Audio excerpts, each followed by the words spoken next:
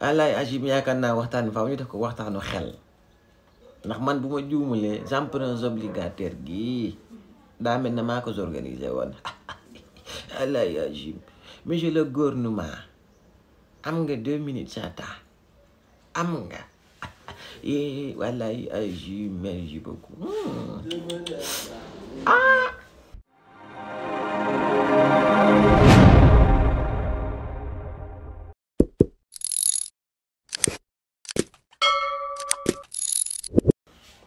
damaa xam ne li ma woo ci ay doomu Zadama woote borom réew mi lu tax ñu arrêté yëf yi Zeta mënoon na bàyyi mu continuer bëggoon naa dem man ak sama njaboot laa bëggoon a dugalal xaalis bokk ci am ñoo xam dañ naan la sax nag wax nañ wax fu ñuy mën a envoyer suñ participation baye boobu mu bañ a doon leb baye boobu mu bañ a doon lu ñuy rembourser nañ ñu wax rek fu ñu koy dugal ñu dugal ko fa jàppale Zeta ñu mën a financer ay projets sociaux en fait tellement de personnes m'ont appelé et vous avez vu même dans les commentaires la réaction des Sénégalais ci bépp vidéo bu ngeen gis muy wax ci emprunts obligatoires bi moo tax man nag j'aimerais bien ma xaw a mel na lu orienté nit yi ci leneen loo xam ne si c'est bien possible lu mën a nekk la waaw je pense que il faut que ñu dem ci ay stratégie de développement participatif et durable maanaam au lieu que rek ñu Sénégal ñu nekk ay nit yoo xam ne dañuy toog xaar état créé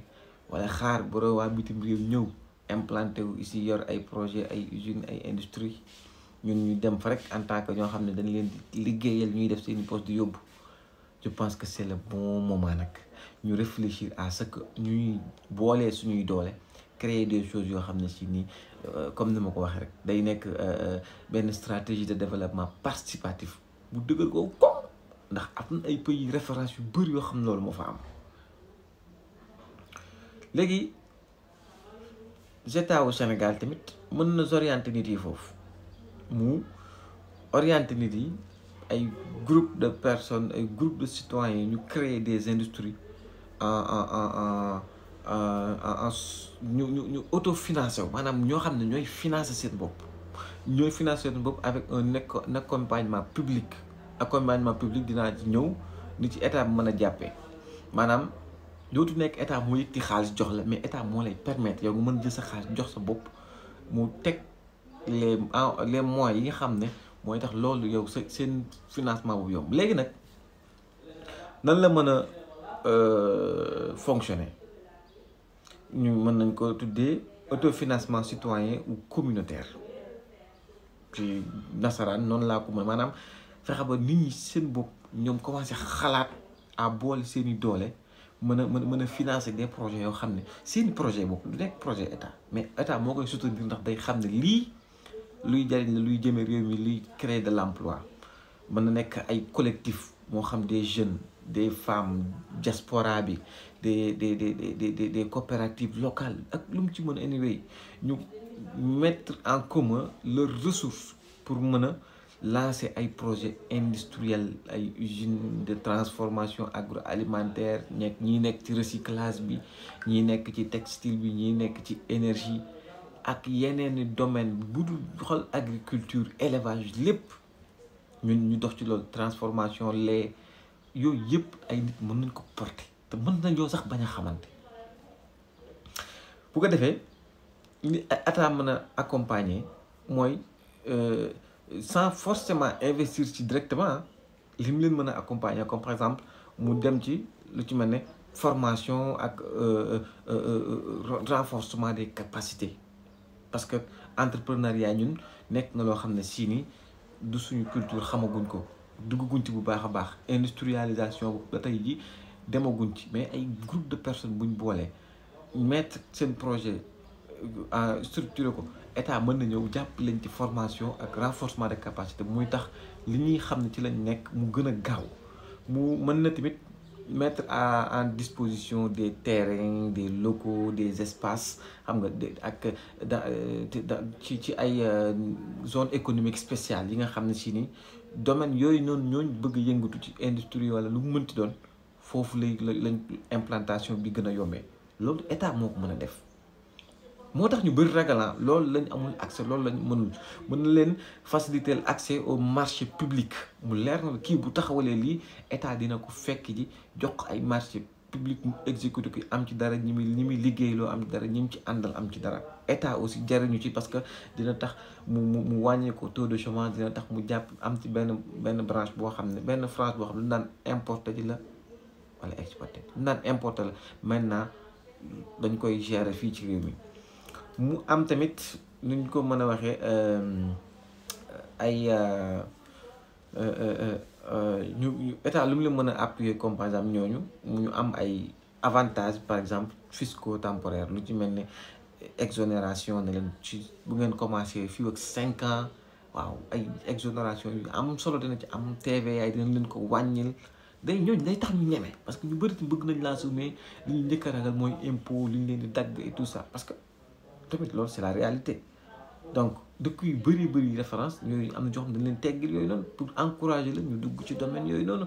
ñu état mën na fexe ba ñu dem ba accès à des subventions ciblées ou à des fonds de garantie mooy tax ñu xam ne ñii ci li nekk du daanu bu daanu mënul ñàkk ci tabax wala defar dara ci taxawal ay industrie ay investissement mais état garantie na la boo daanoo it dina la jox loxo nga jógaat mën a survivre mën a dégaat yeneen stratégie ba génn ci waaw bu ko defee mu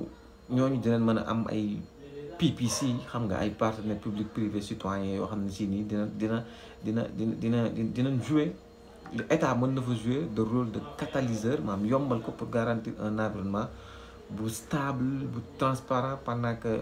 ñoom ci boppam ñuy organiser wu pour porter eux-mêmes leur projet industriel loolu je pense war nañ ci mën a gën a xalaataat nit ñi dawee jëm ci état ba jox xaalisam mën nañoo daw ñoom daje seen biir jël xaalis boobu teg ko def ci dara loo xam luy jariñ réew mi la te ñun xaalis bi ñu jox état loolu la ñuy xaar ci moom mu tabax ay industrie tabax ay usines tabax ay projets donc pourquoi pas ñun suñu bopp parce que dans beaucoup de pays loolu moo fa am fu mel ne Rwanda avec ces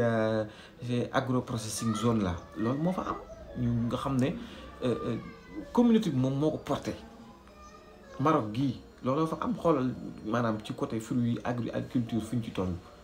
ah ay coopératives industrielles accompagné yu ñu accompagné ci l'artisanat la transformation l'agriculture l'agroalimentaire ñoo fa fees del ñoo réglé seen problème autosuffisance alimentaire du état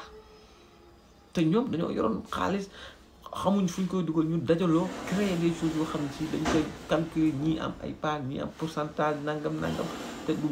mës a indi problème parce que dafay dox ba au point que xam nga yow sax da ngay mën a dem ci kër jaaxankat yi liggéey donc le Sénégal avec des zones comme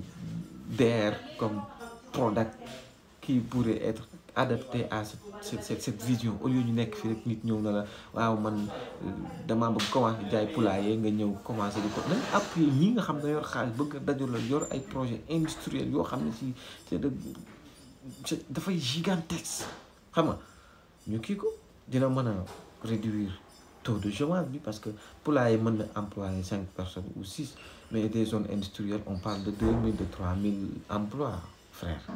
donc nañ dem ci loolu mën na réduire le taux de chômage mën na créer ay richesse locale durable da Matam zone xool zone spéciale zone économique spéciale ñu créer lu dëgër loo Kongo Diourbel feneen ak feneen je pense que sax ñoom noonu la xalaatee ci seen pôle yeeg yooyu noonu mais bon nañ fexe ba boole ci askan bi ñu mën ci am ñoom it ay opportunité parce que mën na renforcer la souveraineté économique la souveraineté ci côté yëpp waaw yenn souveraineté yi comme ay pharmacie yooyu comme c'est un peu trop compliqué ñu souveraineté pharmaceutique état mën na ci mais souveraineté alimentaire moom wax dëgg fa yàlla ñun askan bi mën nañoo porter ñi ko xam ne ci ñun ñoo koy indi ci réew mi donc ñu dem ci beneen xeetu liggéey beneen xeetu nekk quoi xam nga ñu stimuler l'innovation par par les citoyens nous-mêmes. Donc loolu nañ ci xalaat ñun ñëpp nañ xool teg ay projet ñi nga xam ne si boo tegee benn projet ñi nga xam ne amoon nañ ambition ci loolu ñun ñëpp nañ daw ñëw